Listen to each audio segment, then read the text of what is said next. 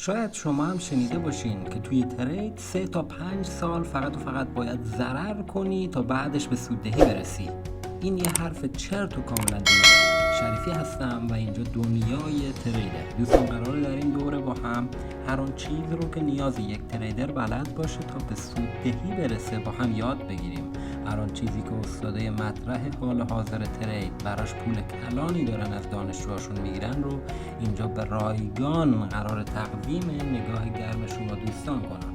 از پرایس اکشن تا آی سی تی و فیبوناچی و حتی امواج الیوت به شیوه روز حال حاضر دنیا رو بهتون اینجا یاد میدم و اگه میخوای قدم به قدم ویدیوها و آموزش ها رو از دست ندی، کانال ما رو سابسکرایب کنین و زنگوله رو بزن تا آموزش ها رو از دست ندی. خب دوستان، هممون از وضع مملکت با خبریم و این روزها چیزی که نقل همه مجالس شده قیمت دلاره. پس بهت پیشنهاد میکنم یه بار توی زندگیت یه تصمیم جدی بگیری و یه روش برای کسب درآمد دلاری رو حتما یاد بگیری. خب بریم سر وقت آموزش.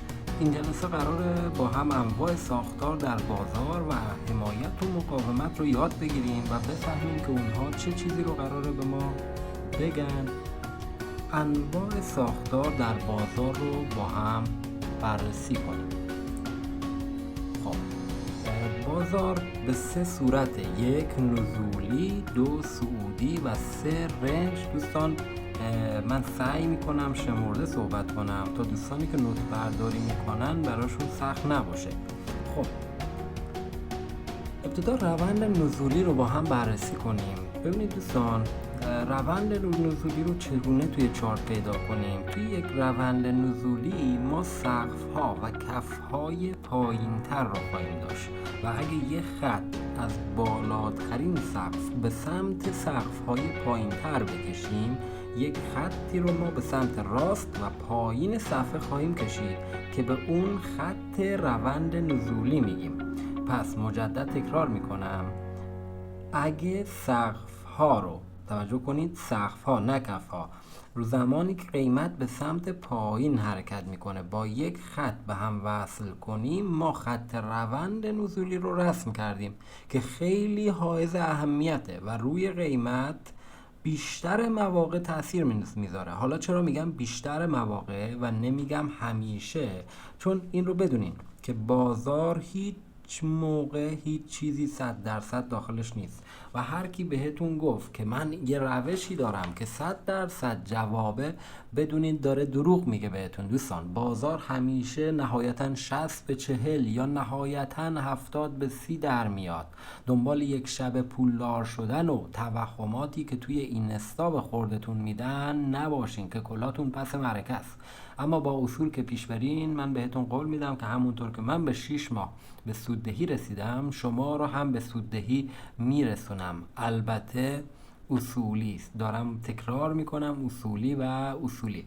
خب برگردیم به آموزش. پس ما تونستیم یک روند نزولی رو تشخیص بدیم و خط روند اون رو بکشیم.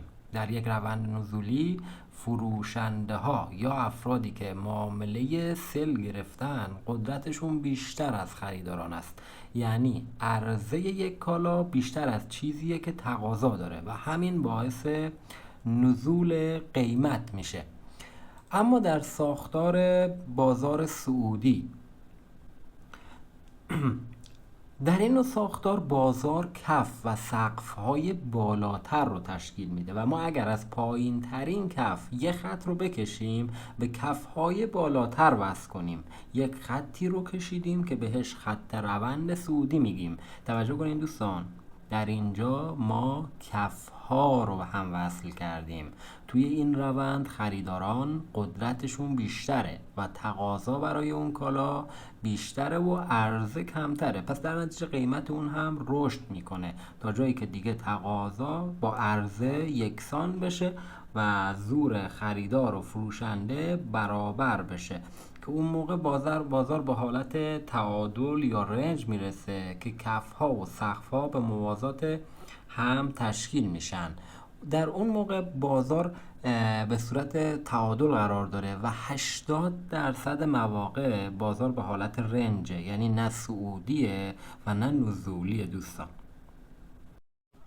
حالا که فهمیدیم خط روندها به چه صورت ترسیم میشن، میریم سراغ مبحث بعدی، یعنی حمایت و مقاومت.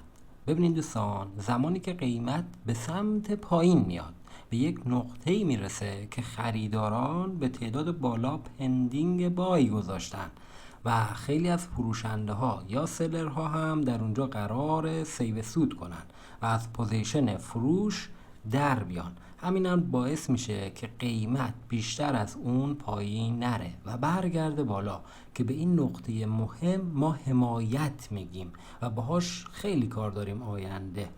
و حالا بعد برخورد قیمت به حمایت و برگشتش به سمت بالا، الان دیگه قدرت دست خریدارانه و تقاضا زیاد شده تا اینکه به یک نقطه‌ای میرسن که این بار فروشنده ها به تعداد بالا پندینگ سل یا فروش اونجا گذاشتن و خود خریدارا هم دیگه اونجا قراره سیو سود کنن و از پوزیشن خرید یا بایشون بیان بیرون و همین کارشون باعث میشه که قیمت از اون نقطه بالاتر نره و برگرده که به اون نقطه مهم مقاومت میگیم.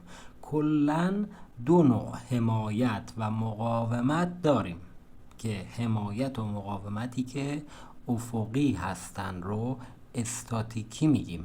اگه کفهای به موازات هم رو به هم متصل کنیم، یک خطی رو به ما میده که به اون حمایت استاتیکی میگیم که قیمت از اون برمیگرده و همینطور سقف‌های به موازات هم به ما مقاومت استاتیکی رو میده. اما یه نوع دیگه از حمایت و مقاومت هم وجود داره به نام داینامیکی، که این نوع حمایت و مقاومت فقط توی روندهای صعودی و نزولی وجود داره. اگه ما توی یک روند صعودی باشیم و کفها رو به هم وصل می کردیم، به ما خط روند صعودی رو میداد دیگه.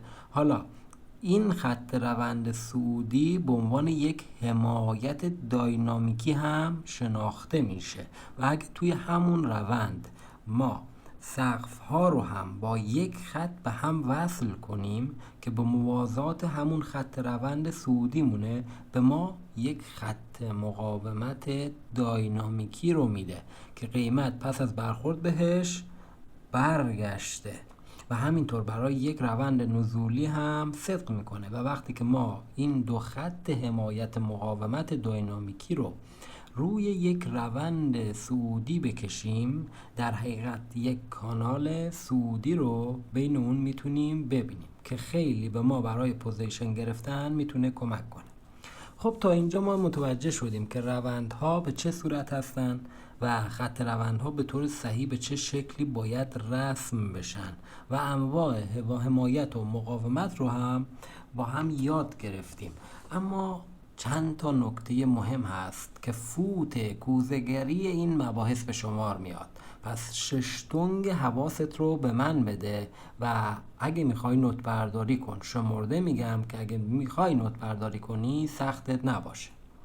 نکته اول، در کشیدن خطوط روند نزولی و صعودی باید حتما به اندازه لگ ها توجه کنین تا خط روند درست رو بکشین. نگاه کنین اندازه لگ ها توی روند صعودی یا نزولی تقریبا باید برابر باشه. بازار پیرو نظمه، هرگز از خط روندی که مثلا یک لگی که شما کشیدین 10 پیپ باشه و لگ بعدیش 100 پیپ باشه پیروی نمیکنه. اصلا نگران نباشین، در ویدیو بعدی راجع به لگ ها و پیپ براتون مفصل صحبت میکنم. اما نکته دوم، هر چقدر تایم فریم شما بالاتر باشه خط روندتون معتبرتره و قیمت تأثیر بیشتری از اون میگیره تا تایم فریم های پایینتر و کوچکترش. نکته سوم، هر چقدر تعداد برخورد قیمت به حمایت و مقاومت داینامیکی بیشتر باشه، اعتبار اون حمایت یا مقاومت بیشتر میشه. داینامیکی کدوم بود؟ بله دوستان، در حالت روندی. و برعکس هر چقدر تعداد برخورد قیمت به حمایت و مقاومت استاتیکی بیشتر باشه، اعتبار اون حمایت و مقاومت کمتر میشه و احتمال شکستش میره بالا. یعنی در حالت رنج و حمایت و مقاومت استاتیکی که افقی بودن، هر چقدر تعداد برخورد به اون حمایت یا مقاومت بیشتر باشه، احتمال داره که هر لحظه شکسته بشه و به سمت بالا یا پایین قیمت بره. اما نکته چهارم، وقتی که یک مقاومت شکسته میشه و قیمت از اون عبور میکنه، در برگشت قیمت اون خط مقاومت حالا دیگه به صورت یک حمایت عمل میکنه و جلوگیری میکنه از پایین رفتن قیمت و همینطور برای حمایت هم وجود داره. یعنی حمایت اگه بشکنه توی برگشت قیمت به صورت مقاومت عمل میکنه. نکته پنجم و نکته آخر اینه که اعداد رند مثل 1 2 100 1000 200 اعداد فیبوناچی که بعداً با هم دیگه یادش میگیریم، نقاطی در گذشته بازار که حجم زیادی اونجا وجود داشته به عنوان مهمترین حمایت و مقاومت ها به حساب میاد. خب دوستان، به اتمام این ویدیو رسیدیم. حتما با لایک و سابسکرایبتون ما رو حمایت کنید تا ویدیوی بعد و آموزش دیگه. بدرود.